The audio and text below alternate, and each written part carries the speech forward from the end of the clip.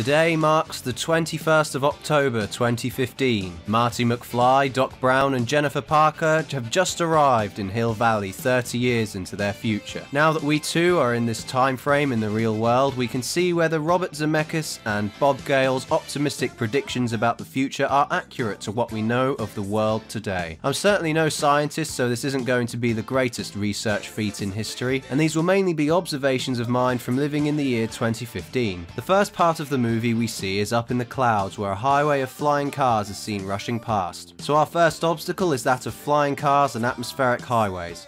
Do they exist in 2015? Not quite. The problem we face is that the amount of power needed to safely take off, fly and land is extortionate, and to date no prototype flying car has managed to do so. The closest things we have are drones or ospreys, but even they are too big or too small for the sole purpose of getting from point A to point B. There are also other problems too that could arise from flying cars. For example, if you run out of fuel from flying, you don't just stop in your tracks, you'll probably drop from the sky on top of whatever's below you. Not to mention how durable these cars would have to be if they have to fly through thunderstorms and clouds at those crazy speeds. A whole new highway code would need to be brought about too, considering all these cars have to stop them from flying too high or too low on the highway are these levitating broken white lines. Speaking of which, what the hell is powering these things anyway? If they're battery powered, does somebody go out and replace each and every one of these floating objects for miles and miles? This brings me to my second point. Levitation. The highest we've been able to make an object float isn't very high, and the object that's floating needs something on the ground or directly below it in order for it to float. If all these things that are floating on the roadside are levitating, then there would have to be hundreds of thousands of objects below it to keep it afloat. Presumably they would be on highways on the ground that are still running non-flying cars, because I highly doubt that flying cars would completely eradicate people's desires to drive on the ground, especially considering how much money airports and cars make at the moment. When we return to the car, the doc pulls out a sleep-inducing alpha rhythm generator. It's quite a mouthful. This certainly would be a good device for people who suffer from insomnia, apart from the side effect of waking up and not knowing what happened prior to being sent to sleep. This could be used in an out-of-control manner too. Kids sending other kids to sleep in playgrounds during school hours isn't exactly going to protect a company that makes this product from lawsuits. I don't know if Doc invented this device or if it came from the future, but I thought I'd point out that we don't have such devices in 2015. They land on the ground and the Doc has an exact idea of when the rain will stop. We can't entirely tell how the weather is going to be down to the second at the moment, but with the power of the internet we can now tell what the weather is going to be like down to the hour, even when we're on the go and on our smartphones. However, even that can be incorrect sometimes, and it would have made the Doc look rather silly if he had waited 5 more seconds and the rain hadn't stopped. When Marty starts putting on his new clothes, the Doc looks into a credit card turned techno binoculars. We don't have these kind of gizmos in 2015, but our smartphone's camera function can recognize faces without all this jargon in the bottom corner. Marty's shoes with auto laces aren't widely used in 2015 either. More on the fashion wear, however, Doc states that all kids in the future wear their pants inside out, which is straight out incorrect. Unless you really can't afford to wash your trousers and you have to wear them inside out to hide some tea stains, there's really no reason to wear clothes inside out. The self-adjusting and self-drying clothes that Marty puts on aren't a reality either, but there's plenty to research for yourselves if you just put the words intelligent clothing into Google. I'm sure there's plenty of failed clothing proposals that were probably too expensive to bother wasting any investor's time on. After Marty gets dressed, we see a newspaper. If you look in the corner of the newspaper, we see Queen Diana's visit, which is very interesting when you consider that not only is Diana dead, but Prince Charles has yet to step up to become King of England in 2015. Not only that, Barack Obama, a male, is still the President of the United States, where in the corner it says that she's tired. They also say that lawyers have been abolished and that criminals are convicted within hours of their crimes. In 2015, however, we still have lawyers and tons of waiting time before convictions. There are no more than 4 Jaws movies made in 2015, which is the same as the amount of Jaws movies made in 1989. However, it's kind of funny that our big Hollywood lineup this year has mainly consisted of remakes and sequels, yet Jaws 19 pretty adeptly describes the state of cinema now compared to back then. Jaws then comes out as a hologram to scare Marty, and we certainly do have 3D holograms in 2015, but not to the extent of art or news outlet broadcasts that we see in the film. We see the Texaco oil machine refueling a futuristic car that looks nothing like the modern vehicles that are made today. The difference being here that in reality you still have to get out of your car and refuel the car with the petrol pumps yourself.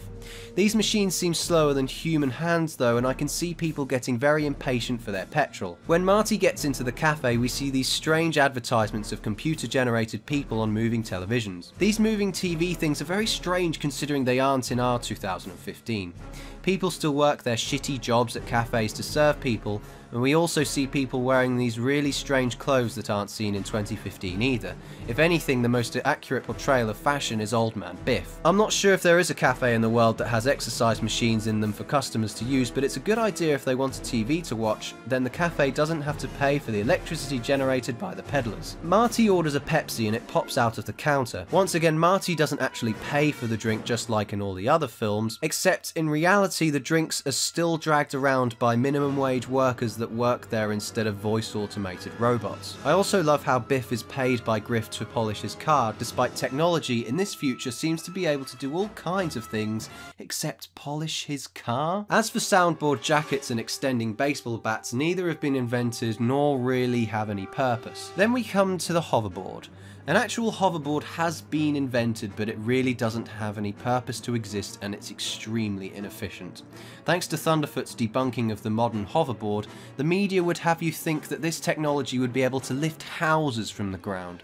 So basically the hoverboard does exist, but it's a waste of potential and investment. Link to the debunking video is below in the description. When Marty goes to buy the almanac, the lady serving him says that the paper for books has been replaced by something else. In the 2015 we live in, as far as I'm aware, books are still published in paper. We also see that it doesn't require manpower to shoot a news story anymore, as flying robots film everything for the media. However, in the real world, the paparazzi still exist, except they would rather tail celebrities instead of a group of people who flew into a town hall and broke some windows. Doc attempts to put the almanac in the bin, and it appears we have an automatic one that opens when in close proximity to it. It also moves by itself.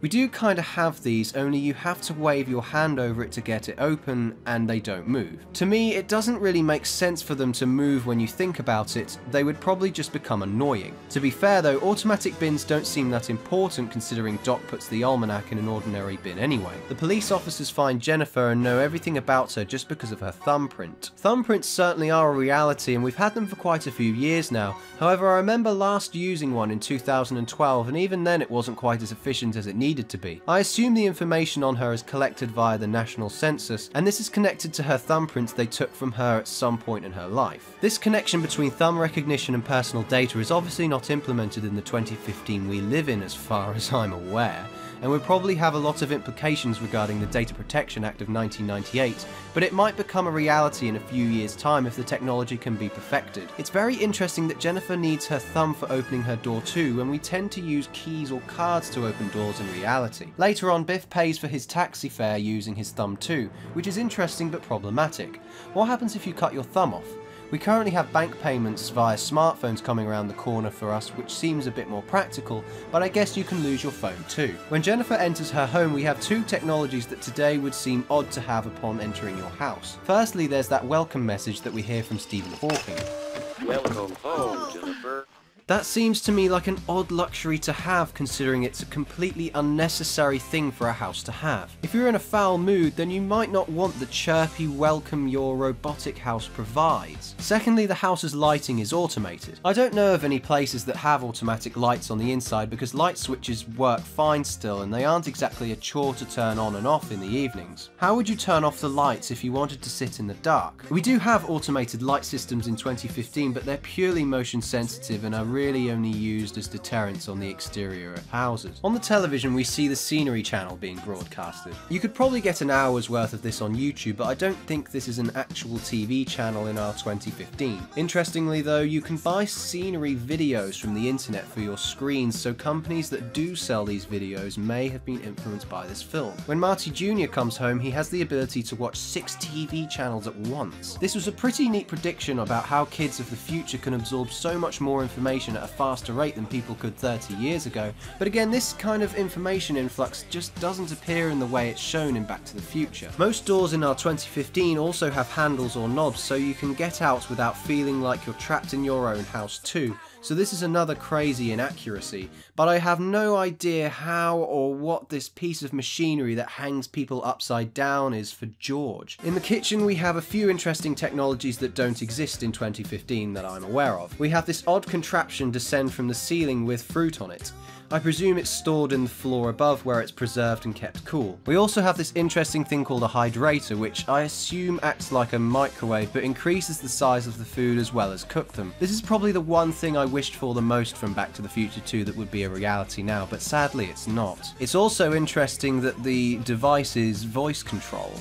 Voice control does kind of work in 2015. We do have Siri and most smartphones have that kind of ability to recognise people's voices. However, I would imagine a voice controlled microwave could be quite problematic too, especially if you're talking to other people in the room and it might just suddenly turn itself on like Siri tends to do. It would probably prove quite expensive too compared to when you could just push a few buttons and it would heat up your food. Outside we have a dog without a walker. This goes back to my point about levitation, except this piece of technology seems a little bit more feasible. What is important though is that it's not a thing in the present and people do still walk their dogs. Back on the inside, Marty has a video call with Needles. This is great because we do actually have video calls like this, mainly from Skype but also other forms of social networking now. The film seems to show the video call as part of the TV network and not on a computer. I don't know how or why they would have a network of printers / fax machines strewn across the house either. And that's it, that's all I wanted to bring up regarding the differences between our reality in 2015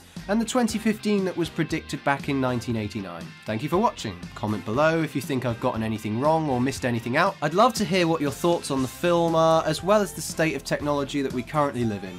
Stay smart, people.